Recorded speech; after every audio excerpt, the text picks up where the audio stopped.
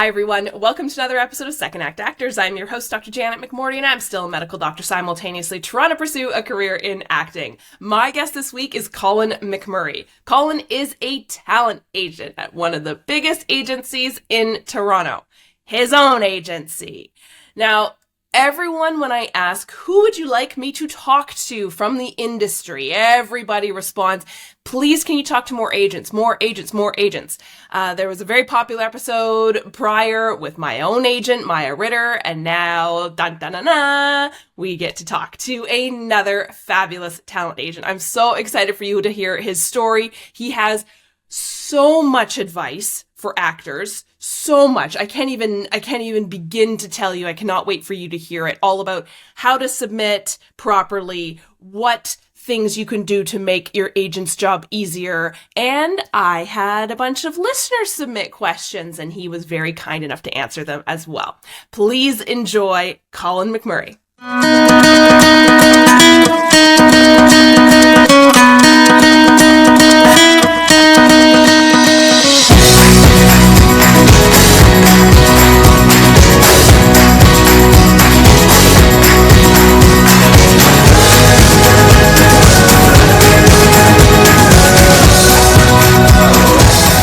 Tell me your story. How did you get to where you are? So I was working for a really big department store in the buying office, and they did 200 layoffs. And of course, my job was one of the jobs that got sliced. And so a friend of mine who was an actor was represented at an agency and said that they were looking for someone to work the front desk kind of reception. So I applied to that job, and because of my friend, I had hung out with a lot of actor people at that time, mostly in musical theater, I guess. And so the owner of that agency interviewed me and said that he had heard a lot about me just in talking to people within the industry.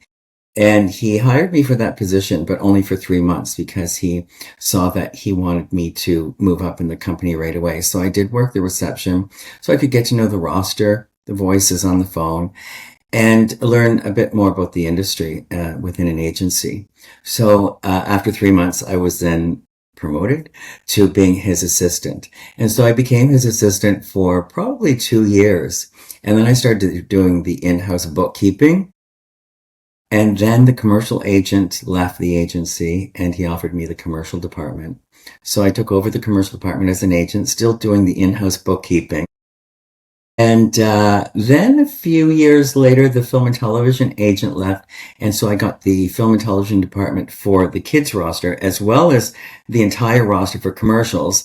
And then the voiceover person wasn't pulling in a whole lot of money. So I got the voiceover department for the entire roster as well. So I kept climbing up the ladder. And it's funny because when I interview people coming into the business or wanting to join the roster, I explain that every job is climbing each rung on the ladder to get up there. So, same with acting. It is step by step and moving in the right direction, slowly but surely. Yeah, for sure. So how did you build from there? Because you have your own agency right now, correct? Yeah.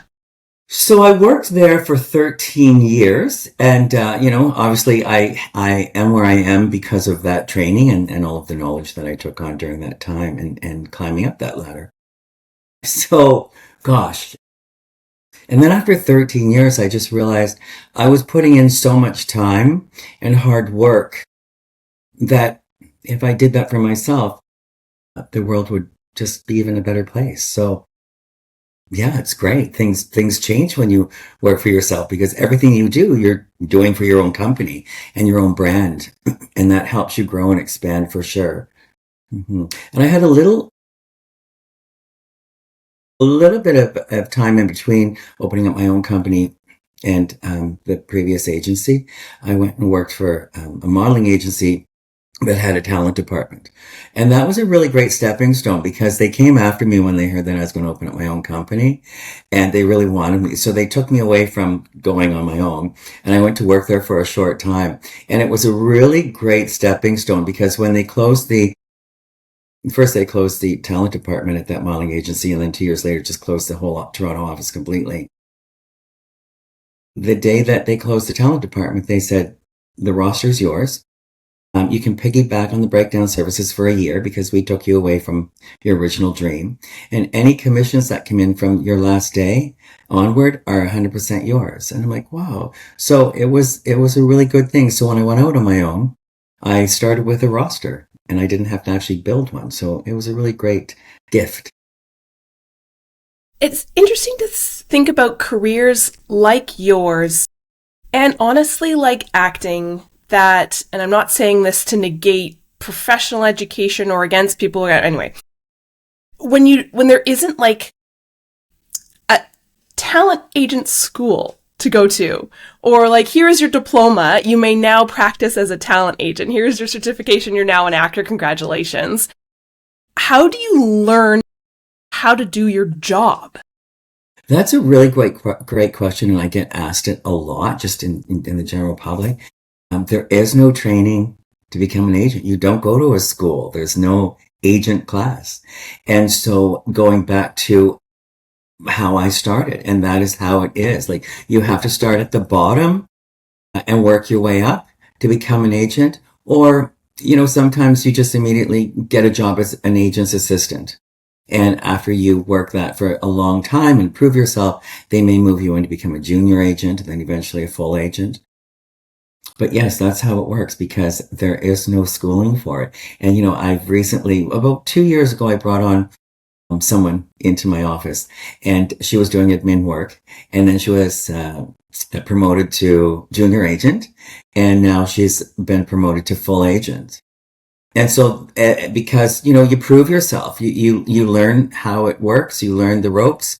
And if you do it and do it well, that's how you move up for sure. Do you think, like, growing up, were you an artistic person who could kind of like spot art? Do you know what I mean? Like they have the eye, or, were you involved in creative things that kind of inspired you to go here? That painting behind us, I did in I don't know when I can tell the year. I did it in grade 12. I did it in grade 12. And so, yeah, and yeah, once I graduated high school, I went away to college and took fine art and studied painting and photography and stuff like that, printmaking. And so, yeah, I did have that artistic creativity for sure. And there's something about being an agent. I mean, you have to be able to spot talent. And it's just something, again, that it's just a natural characteristic that you may have, that you watch people and you can point out the stronger talent, the better talent in a crowd or on a stage or in a performance. I think it's just a natural characteristic that agents have. And that's what makes some agents really good, because we know what talent is strong. Yeah, it's funny. I'm seeing a parallel between your job and spotting the talent and like a casting director, and talking to some of the casting directors and saying, like, is that X factor easy to spot, and how do you learn how to spot it? And it seems like it's such a blend of, honestly, I've been able to spot it for my whole life, and the mentoring to be able to spot it. What have you noticed for yourself? So, we're not all ideal for sure, but yes, usually we can spot the X factor. Sometimes we're wrong on that, right? Like sometimes I see someone and I go, oh my gosh, they're going to be awesome. And then a year later, there's still no booking. Now, that's not really because I'm wrong. It's sometimes because, there's so many actors in this industry that the competition is really stiff. Like there's a lot of competition. And so while the person I spot, I think is going to do well and sometimes does not, it's not because of their talent or lack of talent. It's because someone beside them or next after them came in and just did slightly something better or something different that snagged the job. But yeah, usually we have a pretty good eye, but sometimes we call it wrong. So take me through a day in your life, because I don't think I know, as actors, we don't have a clue what our agents do for us. It's funny because sometimes as I'm working, I think, gosh, I wish all of my actors could come and sit beside me, not just for a day, because one day is not a good example. Because some days, there won't be as much going on and they'll be like, oh wow, that's all you do all day long. But to come sit beside me for a week or so, they would really learn a lot of what we do, because they think that we just call casting directors, go, hey, you've got to see this person. I just took on this person. They're really awesome. La, la, la, la, la. We don't call casting directors. I mean, some casting directors literally put on their breakdowns, no phone calls, please. So what do we do if we can't phone them to push our actors? So my full day, so I start at my home office and I do everything I can to lighten my morning from home. And then once I get everything kind of put to bed here at home, I then head down to the office. My office is only 8 blocks. So I walk to and from work every day. And then I spend my whole day at the office. And then I come back and I work from home as well at the end of the day. So usually I work, I would think, 8:30 to 6 for sure every day. And that day entails a lot of different things. I mean, submitting on breakdowns, sending out auditions, and then when auditions come in, we watch them. If we have to make any notes or send any feedback to the actors to redo it, then we do that. And then we accept the audition and forward it on to casting. We get contracts that we go through and have to sign.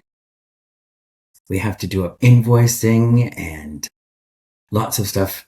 Lots of fun stuff like that. It's a lot of paper pushing in some situations, updating resumes. Every time an actor gets new headshots, we go through them all and we pick our favorite selections. Then we forward those back to the actor and say, here are our favorites. Which one or ones do you agree on? And then when they send back the ones that they like, we then go and pick the one that we're going to use going forth. So there's a lot of that, as well as,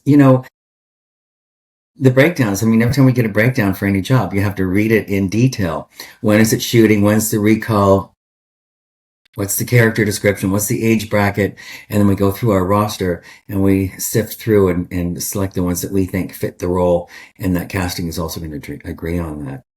So it's a long day of computer stuff, updating, paperwork, signing, and stuff like that. It's ever ending, really. And then you've got all of your checks coming in and your banking, and you've got to enter all of that information, right, into a spreadsheet. And then, of course, pay out your actors as soon as that money comes in as well. So there's a lot.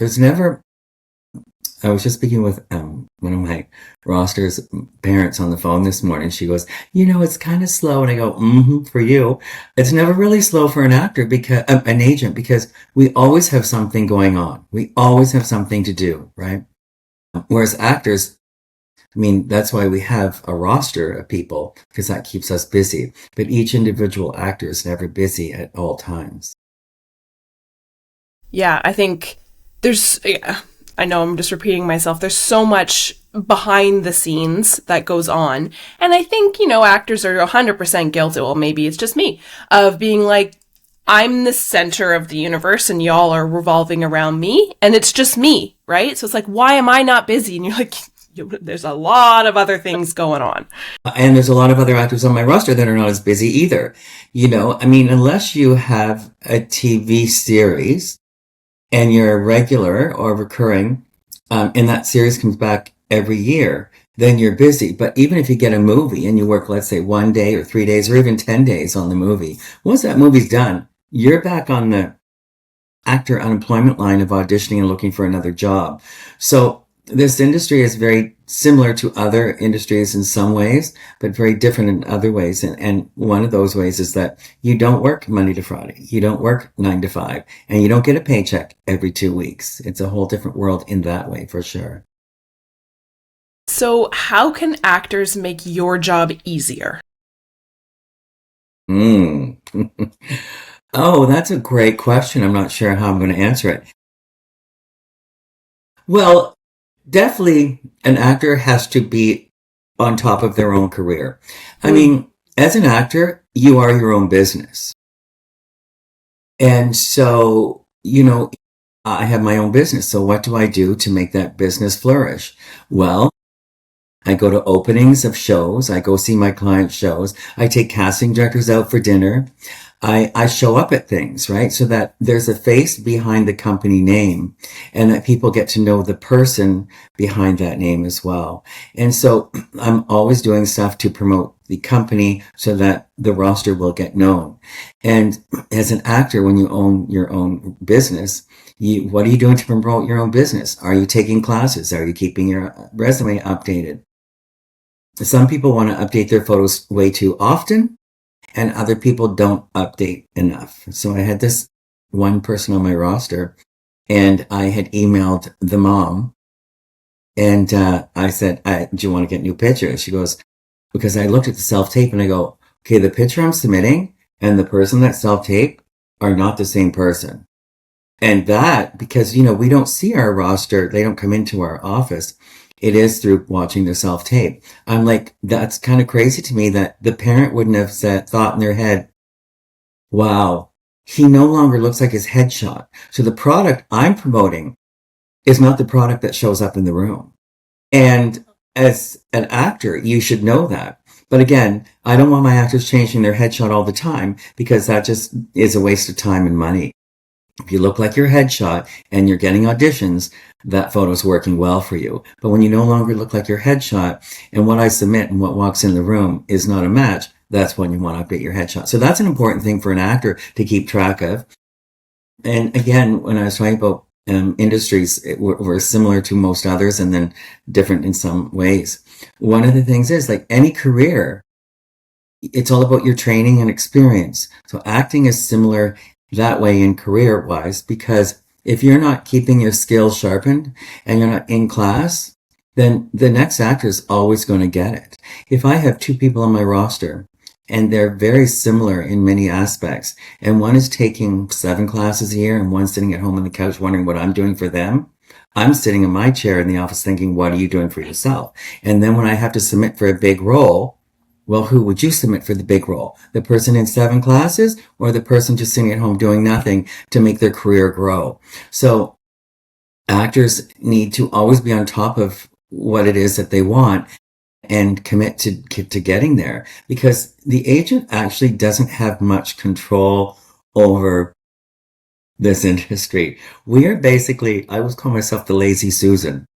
I'm the person in between the casting directors on this end who, go through the submissions, select who they bring in, and the actor on this end who wants so much from me. So everybody wants something from the lazy Susan, but the lazy Susan is just, and I know you're not allowed to call it lazy Susan these days, because everybody can be lazy. But yeah, so we're trying to keep this person happy and we're trying to keep this person happy.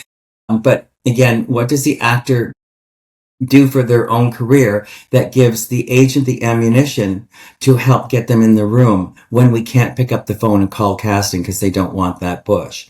So basically your photo and your resume is what we use to push.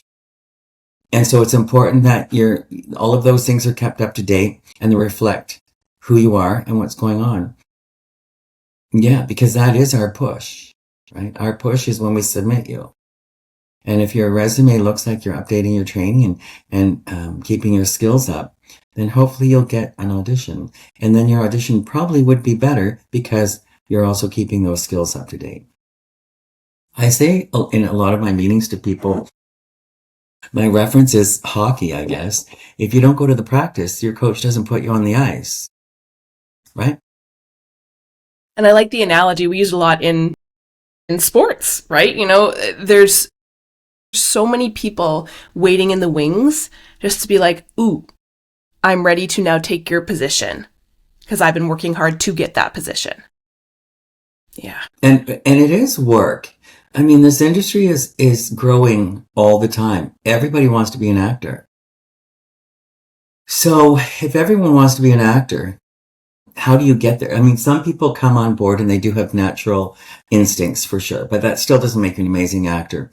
An amazing actor comes from skills and in class, and the more acting coaches that you study with gives you a much better variety of the skill when you walk into the room. So it's really, actors put so much on agents, but it's really the actor that controls what we can do for them. And at the end of the day, there's still no guarantee of getting in the room. It's just the more that you give us as far as your skills and your resume updates, we hope that that will open up a door for us together, but there's no guarantee in that. But of course, if you're doing nothing, even if the door is open, what's going to happen once you get in that door? So most of the people who are listen to my show are people who are trying to get into the industry later on in life. They've had a career and now they're like, I'm sick of it. I want to try this acting thing. Do you have any advice for people trying to do that? It's funny that you say that because yes, there are a lot of people that come in a bit later in life. And there's a couple things about that. There's some good about that and there's some bad about that. I mean, someone comes into the industry later on in life and they haven't done any acting classes and they haven't been on set and they really don't know the basics. You are coming into a late because some actors start, when they're 12 or 16 or 18, right? So you're behind the ball in a lot of those situations. But again, if you are committed and you get into class and you learn what it is and what it takes, you can jump ahead of the game because what happens in this industry is a lot of people go to school for it or go to take a lot of classes, university, whatever. And when they graduate, they're in their early 20s and they go, yay, I'm an actor. And they get an agent and they go, yay, I have an agent. And they think they're going to work. Well, of course, in your 20s, that's when the abundance of actors is huge. The pond is so endless. And so they're delusioned because then they start to not work or get auditions because they think, okay, well, now I just graduated and I have the skills behind me. But again, if you're not going to practice, you're not going to be on the ice. So it's important to keep up acting classes even after you've done 2-3 years of university, to keep up those classes, to keep current. And I will say that most women tend to leave the industry between 30 and 35 because they went through the 20s where they weren't getting any work. They can't buy a condo, they can't buy a house, they can't buy a car because they didn't make money as an actor. So that's why they had to get a real job in their 20s and then they just bum out by the time they're 30, 35 because they just give up. And so coming into the industry later on in life could be a good thing because that pond of talent shrinks as we get older. A lot of people leave it because they counted on it as it being their first way of income, and it sometimes is not at all. So yeah, it's good to come into it later on in life. Hopefully you have great instincts and you get involved in classes right away because there is a need for the older gentleman, the older female woman for sure. Like, it's hard to find little old grannies and stuff like that because people leave life and leave the industry. And so it can be a good thing to be older and come into the industry. But again, you have to have the commitment. It's just, you're not going to go out, get an agent and boom, start working. And I think awesome. Well, and it's interesting. We kind of talked about this a little bit before, right? There is that feeling with the vast majority of careers on this planet. You take your university courses, you get your diploma, and they say, now you may work as this, and you do. Like, now I'm a police officer. I go work as a police officer. Now I'm a doctor. I can go work as a doctor. Where there isn't that guarantee. Or you're coming out of theater school having done Chekhov and Shakespeare, and now like, no, you are one line in a Taco Bell commercial. And I can only imagine, as somebody who didn't go to theater school, how probably disheartening that would be. Yeah, you actually nailed it. It is like, you're right. You go for training on a certain job and you get a job in that field and then boom, that's what you do. Whereas again, in acting, sometimes we're similar in with other industries and sometimes we're not. You go for this training, but then you don't get a job 9 to 5 to do what you trained to do. Yeah, it's a very different commodity for sure. But, I really feel the people that eat it, live it, and breathe it, they're not in it for the money anyway. They're in it because they love the craft of acting. Usually the ones that work and do well. The ones that just really give it their all because it's what they want to do. It's their life. Those are the ones that do well. I mean, again, there's still no guarantee. But the ones that come in it for the money and the glamour and the red carpet, that's the wrong reason to join becoming an actor. And so when the industry is as it is right now, slow as everyone keeps saying, we've gone through some myriad of strikes, COVID, changes in what the industry wants, changes in what they're greenlighting, et cetera, et cetera. It's not only stressful for an actor, but I can only assume it's stressful for you, the agent, as well, too, whose income relies on an actor booking. How do you stay motivated when it's constantly in flux, this industry? Well, I mean, I really love what I do, and I think that's key for sure. Like, I really, really do enjoy what I do. During COVID, I literally got up every morning and kept my routine. I went to the office every day. I tried to wear a different pair of shoes just to keep some kind of realism in my life and my day. So when it came back, there wasn't a big change. So I would walk to the office. Gosh, it was desolate for the first few weeks. There was no one on the street, no cars, but I put cologne on every day. And I just did that because I just thought I wanted to keep it real. I really enjoy my day. I really enjoy what I do. But it's tough because, so many people that you represent feel that you hold their career in your hands. And when they're not working or not getting auditions, they're kind of doubting you or wondering if you're submitting them. And that's a tough thing because there's no crystal ball that they can look into and see what it is I do all day long and what I am doing for them. And it's funny because, if we go into the system, the 3 breakdown systems, and pull up a list of their submissions and I present it to them, they always go, whoa. I go, yeah, that's what I do. That's what I do for you. Because if I'm not submitting you, then I can't hopefully snag auditions for you. And if I don't snag auditions for you, then how do I make money? So they don't realize that they're being submitted all of the time. And just because they're not hearing from their agent doesn't mean that we're not working on their behalf. And that's a hard thing for most people to understand, that, we are working on their behalf, and just because they can't see it, they don't understand it. But again, if we're not submitting our roster, A, why have them on the roster? And B, we can't make money from someone if we're not submitting them in hopes to get them in the room and a booking for the two of us. It's a really hard industry in that way because you got to believe in your agent and you got to believe that they're on your side, and that they are putting you forth. But really, the lazy Susan doesn't have any control over that. All we can do is keep submitting in hopes that casting will bite and bring you in. And then once you're brought in, there's still many other facets beyond that, like the producer and director in the room. And then when they like you, they've got to present you to many different people in the system that have to look through and go, yep, that's the person we want to hire for this role. So it's a hard industry to be into because the success rate is low, right? Because there's just so much competition. And, in commercials, they tend to bring in a bigger selection of actors because it's advertising. And there's so many facets to why they're bringing you in: to match the mom, to match the dad, to match the kids, or, these 3 teens got along better in the room. So they're going to, come off on camera as true friends or whatever. So they tend to bring in a lot more people for the audition process to hire for one role. Whereas in film and television, casting is much more selective and they bring in just a few people, maybe 5 or 6 people for that role. So when there's only 5 or 6 people being brought in the audition process for a role in film or television, and there's 50 plus thousand actors in Toronto, you can understand why actors aren't getting auditions all the time. Yeah.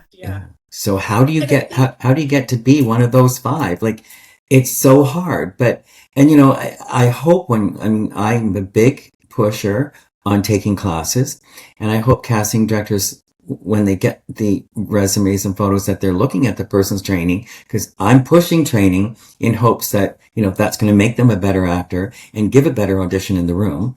So you hope that casting looks at that. But yeah, without great training, while you might have great instincts, it's a little harder than getting in the room and just doing a gray audition. You've got to really make your audition stand out. So I think that training is definitely the most important thing to get there. But again, there's no guarantee, because who knows if casting is looking at the resume training, maybe they're picking their favorites, or the one that books everything, or the one that just finished a TV series. So we don't know what's in their mind, and it's hard to figure that out. And the actor has to understand that that's where they're at, but it's also where the agent's at. So we share the same struggle, actor and agent. And I think so much, at least from what I've heard from other actors in their desperation to be honest, is clearly there's a huge lack of control in this industry, and we all hate having no control. So what do we have control over? The questions are always, do I need new headshots? Do I need a new agent? Because I can control those things. And I know we talked about headshots already, but when would you say is it time for an actor to actually look for a new agent?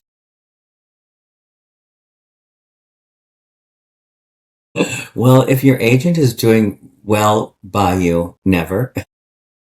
But that's a really great question too, Janet, because actors do come and go.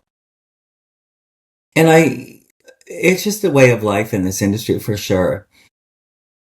Years ago, and I hang out with a lot of agents actually, which is fantastic because I adore so many of them. And if I can't get the work, I'd rather one of those ones get the work. And we talk about it. And, sometimes, someone leaves you and it's like, and then after a few years ago, it wasn't a stab in my heart anymore. It's just a little stab in the back. And now at this stage of the game, I go, sure, see ya. Because they're replacing me, I can replace them. That's how it works, right?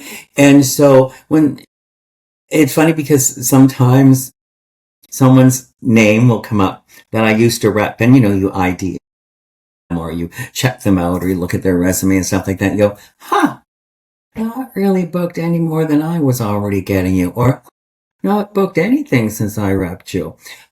So I'm not saying that's everybody, but it's a situation where if your agent is working for you and you have a good working relationship with that agent, I'm not sure you'll really want to jump ship, because some people think the grass is greener and then they go and the grass isn't greener.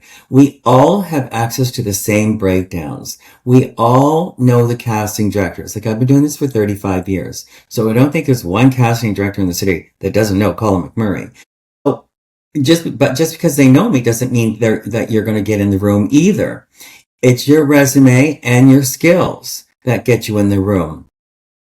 And like I said, as an agent who believes in everyone on my roster, but again, how much I believe in you is what you're giving me on your resume and your skills. I'm going to submit you for everything that you suit. Yeah, it really boils down to what the actor provides the agent for sure. Yeah. Is it, and this is a question that I don't know if there's a right answer, but is it true that there are like tiered agencies in this city? Like, ooh, that's a grade A agency. Sure. Yeah. That's just, it came out of my mouth. I was like, what a stupid question. I think that even agents, we would call an agent an A agent and an agent a B agent and there's tiered C actors and too. Stuff like that. It's just, I mean, there's nothing on paper that says so-and-so's an A agent or a B agent or whatever. Yeah. And I think it's funny because I definitely am not an A agent as far as what that A agent might be, but it's not really about whether it's an A agent or a B agent, even though there is that category, and it's not even paper. It's not on paper. You can't look that up on a website. It's just word of mouth. You could be a D agent, but you could be a really great agent because you work hard for your people and you get people in the room, or you get people auditions, and that's really what it's all about, right? And sometimes you go to one of those A agents and their roster is got so many solid people on it that you start out at the bottom and you have to work your way up with that agent to believe in you. So when you come from, let's say, a B agent or a C agent where you are at the top on their roster and then you go to an A agent, but you have to start at the bottom. That's a lot of work for you, where you came from being at the top in your other agent. So whether you're an A, B, or C agency, I'm not sure if you want to look for that. I think you want to look for an agent who's going to work hard for you and that you have a great working relationship with, because at the end of the day, that's really what you want. Because you could go to an A agency and they might have no, great communication time with you. Like, you don't get a lot of them because they're so busy with their bigger names or their bigger bookers. So it's really a toss-up, and I think it's more a personal decision on what you want from your agent and what you're looking for. Has there been anything that has surprised you in this industry throughout your career? Any surprises? I think one of the things that, and it's I think more today than ever, is how many people are coming into this industry. Like, it's ridiculous. Like, when I first started, acting was this category that was very specific. Like, people were specific. Like, they really truly studied acting, and that was what they did. And now everybody wants to be an actor. You get people that do background work just, for the money, just for the fun of it. And then if they do it for a year or so, they go, I want an agent now. And then they apply and I get it. And I get the applications, and there it is, background. And because they've done so much background, they go, well, I want to be an actor now. I'm going to get an agent. And they think it's that simple. So it's funny how the abundance of actors is just growing ridiculously. And that's the thing I'm surprised about, is how many people want that. And I think it's because of social media has made it look like it's a much easier thing to obtain than it really is. And everybody wants that moment now. And you can get that moment so easily on Facebook and Instagram and Twitter. You really can. But it still doesn't make you a great actor. And I think that people jump into this industry not realizing that you do have to have the skill. And if you don't have some of it already, it is about gaining more of it by, in classes and training. Yeah, I've heard, again, from casting directors and from my own agent, the atrophy rate, and we talked about it a bit earlier, right? For actors is huge when the kind of jolt of reality hits. And you realize, one, how many people there are in this industry, and two, how difficult it is. Like, I honestly think it's like Survivor. You just have to outlast these people who are just in it for the glam. Percent. Yeah, that's correct. Yes, you do. It's totally Survivor. And only the fittest survive it, right? As we were just talking about that, I have some people that, they're older for sure, but they have a real job. Like, they have a Monday to Friday, 9 to 5 job, and they get an audition, get on their bike and bike to the audition, then come back, and they don't care. They just don't care because they have a real job and they're getting a paycheck, and they toss it off. They treat it like a nail appointment, a hair appointment. And those ones are usually the ones that get the recall or a hold, because they're not desperate. Like, their whole life is not acting, because they have a real life, and they now go, okay, well, I'm going to make my money here, and this is just going to be for fun. But a real actor is always looking for that next job, and it becomes really hard for them. And every audition they go to, it's like, I want this, I need this, oh my gosh, I want this. And usually it's around now that I get emails from people going, I just want to book one more commercial before the end of the year. And so they put that pressure on themselves. And how do you look down the road and see that that's going to happen? You just can't. So a lot of actors, and again, in your 20s and 30s, that's how you live your acting world. It's everything. And I totally understand that, because you've invested so much time and you really want it. But it is later in life when it's not something that you want it, but it's not a necessity. And you go in and you give that audition and just toss it off. Give them what they want. Then if they want to give you a redirect, you give them what they've asked for second time around, and out the door you go and off to your job. And that's when usually they get a recall. It's very funny in the industry, because a lot of times actors say, oh my gosh, I did so great in this audition, I'm going to get a recall. And they don't. And then when I call them with a recall, they go, that's so weird. That was the worst audition I thought I did. Right. Well, there you have it. Yeah. It's funny because I've heard both sides of this, right? I've heard oh, you need to put all your eggs in one basket. You need to go whole hog because this is a craft, this is an art. You have to just go full in on your acting career, because how can you have a foot in one bucket and a foot in another bucket? You can't do that. But then the other side, exactly what you're saying, is if you're putting all the things on the art, that desperation, you just reek of it. Yeah. Yeah. I think it's important to have something else, right? You have to be making money to put into those acting classes, right? And without another job, how do you pay your rent, and how do you keep up your skills for an actor? So, the kind of joke that it's always been forever is every actor's a waiter and every waiter's an actor. Like, it's funny, I go to a restaurant sometimes and I think, oh, they've got a great look. I go, are you an actor? And it always surprises me when they say, no, I'm not, because it's just such a common thing. It's an easy job to have scheduling wise that works really well for an actor, right? To get out to go to an audition or book a shoot or something. But yes, I always say to people, especially when they come in and they have a career and they're thinking of leaving, I go, oh, no. Keep that career. Keep the real career and do acting on the side. You got to love it first, but you have to have something else in your life that, keeps you busy every day and gives you the finances to live life.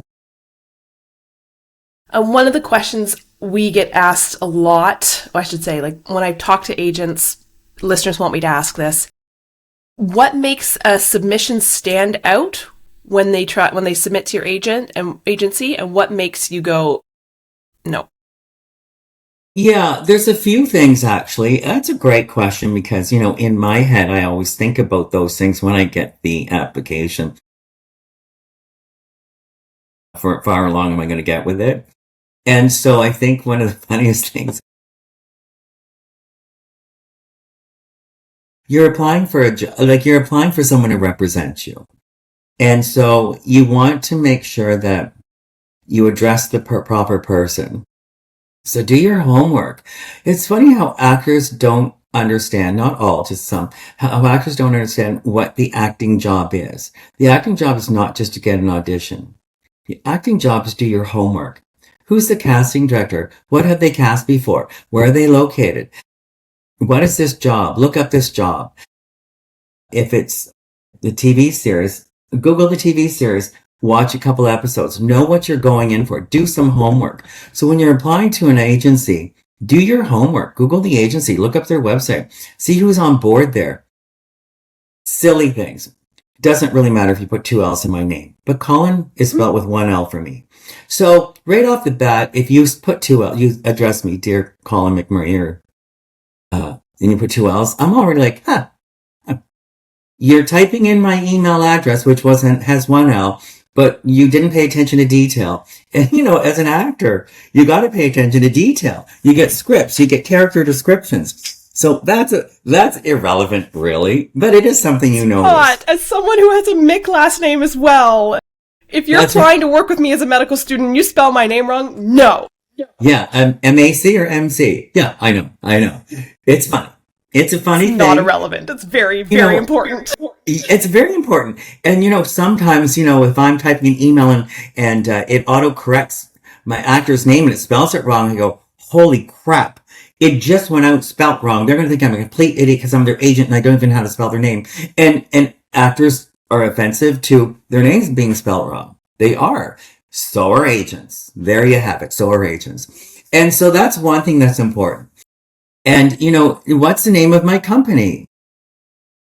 When I get Colin McMurray Agency, that's not the name of my company.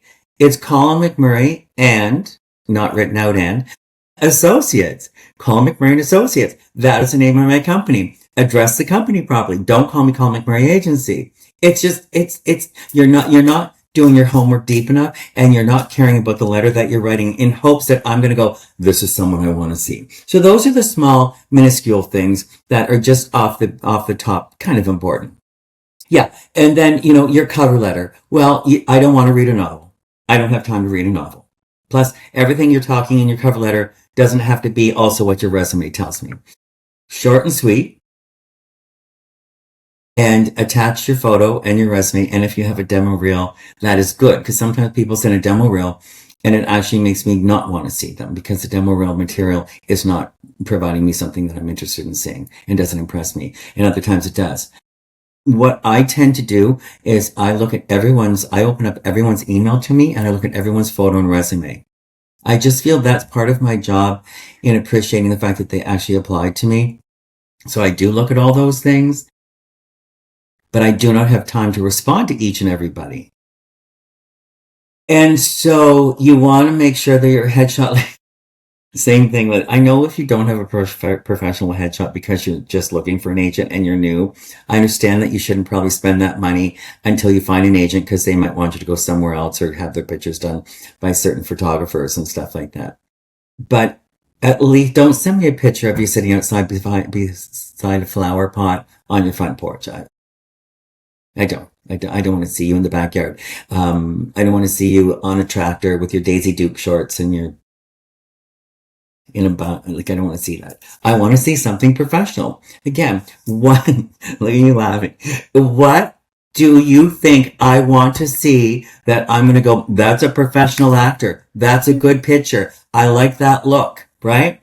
And so that's important. Even if it's not professional, get some great lighting and get a photo done that makes me go, oh, I want to meet this person. And it's also what happens, and this is great for actors to hear as well, because it works not only when the actor is applying to an agent, but it works well when agents put the photo and resume to the casting director. What your photo does is it just has to entice me to want to look at your resume, to see your credentials, to bring you in for an interview. So when we as agents select a headshot for our actors, we're selecting a headshot that we think is going to work really well when put in front of a casting director, because that picture is never going to get you work. That picture has to entice the casting director to look at the picture and go, oh, and flip over to look at the resume, to look at the credentials, because it's your credentials that will get you in the room for the audition. It's just your photo gets them to look at the resume. So in the same aspect, when you're applying to an agent, the photo is what we're going to look at to go, hey, is this someone I don't have on my roster? Is this a look I need? Or, what does this person bring to the table? And then we flip over and look at the resume. And so going on to the resume, even if someone doesn't have a lot of experience, I do look at where they've trained and how often they've trained. Because if their training section is pretty good, I'm like, okay, they're invested, right? And so if they don't have stuff under film and television on their resume, I go right to the training and I look at where they've trained and who they've trained with. And that speaks volumes to me if they've trained at the greatest places, because there's a lot of places to train and some are better than others for sure. So we look at that. And again, when we look at the training and they don't have a lot of experience, we know what they're going to bring to the table just by their training, hopefully. Yeah, that's great advice. Do you have any favorite moments in your career?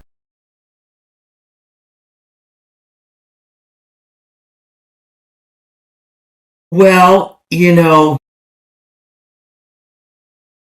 I guess there's one of the most memorable things, I think, was the opening of Miss Saigon. That was years ago. The opening of the show Miss Saigon, the actual opening party, first of all, I completely enjoy that show. It was amazing. The opening night party was beyond amazing. It was so incredible. You walked in and they had this red carpet and there was a helicopter suspended above your head in the entranceway. There was a band at this end of the room and a band at that end of the room. And the room was so big and so full of people that neither band overpowered the other band. I don't know what time it was in the morning. Was the sun coming up? I don't know. Maybe that was back at my house. I'm not sure. No, but I remember they took us out onto a boat at some point throughout the evening. It was probably the most lavish opening night I've ever been to. So that was a really great memory within the industry, because everyone does think being an agent has so much glamour to it. It's not a glamorous job. It is a job that we do like every other job. And people think that there's some kind of glamour to it. Now, yes, definitely going to opening nights, especially like that one, that holds some cachet to nice to be an agent in that situation. But our life really is just a normal, everyday job that we do. And yeah, glamorous or not, it's a job. Do you have any final words of wisdom or advice?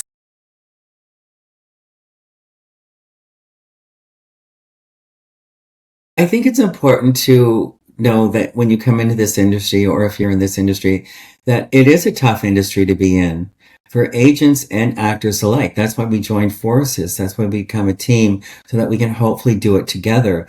As I mentioned earlier, it's about climbing the ladder rung by rung. And it's a hard thing to do, but if you're committed and your goals are the same, then it can be done. But we all expect it overnight. We really do. And it doesn't happen overnight. We're shown that, the Justin Biebers of the world, it happened overnight, and it didn't happen overnight for him. He learned guitar and he started writing songs and he did these videos and he did all of this stuff in Stratford on his own. And he posted lots of videos. It was just that one got noticed. And of course, we only see the overnight success, but there were hours and hours put into getting there. And no one realizes that. And every career is about putting hours and hours into getting there. And so my word of advice is, if you want it, stick with it. Put everything you have into it. It's what it's all about. Find the joys in it, right? I mean, I've got many joys outside of being. One of them is cooking. I really enjoy cooking. My Instagram account is pretty much my food and some booze and drinks. I enjoy it very much. And I really enjoy cooking. And I think if you look at my Instagram, you will see my love. Again, it's my creation. I have, the agenting and the cooking and the artwork, it's all creative process. And if you look at my Instagram and the cooking, it shows my creative process and my love for it. And I think it's important to find the stuff that you really love to do and just give it your all. It's all you have. It's all you have. It's all you have is to find what it is that really gives you that joy in life. Yeah. Every day. You want to do it every day. If you want to do it every day, that's truly a joy.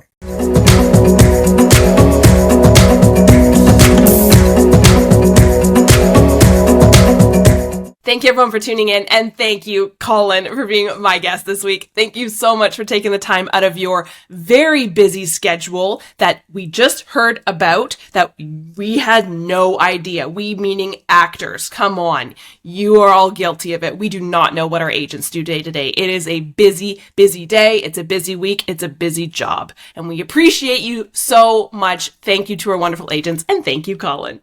I hope you will all tune in next week for another episode of Second Act Actors. Bye!